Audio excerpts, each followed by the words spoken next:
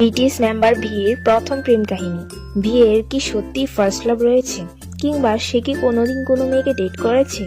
আর date করলেও কে হতে পারে সে ভাগ্যবান মেয়ে? এই সব কিছু জানার আগে তোমাদের বলছি, তোমরা যারা যারা ভিয়ের বউ রয়েছো তারা ভিডিওটিতে একটি লাইক করে চ্যানেলটিকে সাবস্ক্রাইব করে দাও, আর কমেন্ট করে জানাও যে তোমরা কারা কারা ভিয়ের ফিউচার ওয়াইফ হতে চাও। আর ভিয়ের ফিউচার ওয়াইফ না হতে চাইলে কমেন্ট করার দরকার নাই।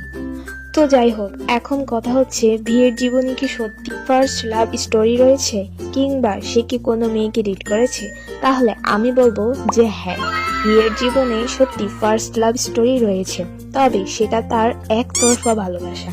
তো কাহিনীটা হলো, কোরিয়ার এক রকিং কিং নামক শো এর ইন্টারভিউতে তিনি বলেছিলেন যে আমি ছোটবেলায় একজন মেয়েকে খুব পছন্দ করতাম, কিন্তু আমি খুব লাজুক ছিলাম, তাই আমি তাকে কিছুই বলতে পারতাম না।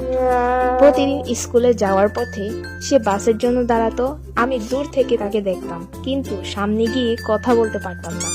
একদিন সাহস করে ওকে প্রপোজ করতে গিয়েছিলাম, কিন্তু দেখলাম ও অন্য এক ছেলের সাথে হাসি তামাশা করছে। তখন মনে হলো হয়তো ওর কেউ আছে, তাই আমি আর কিছুই বলিনি।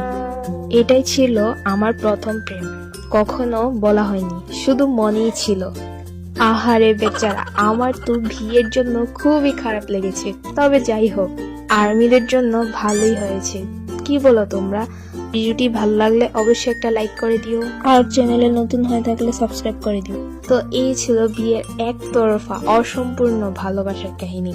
তো আজ এই পর্যন্তই, দেখা হচ্ছে নেক্সট ভিডিওতে। ততদিন সবাই ভালো থেকো, সুস্থ থেকো, আল্লাহ হাফেজ।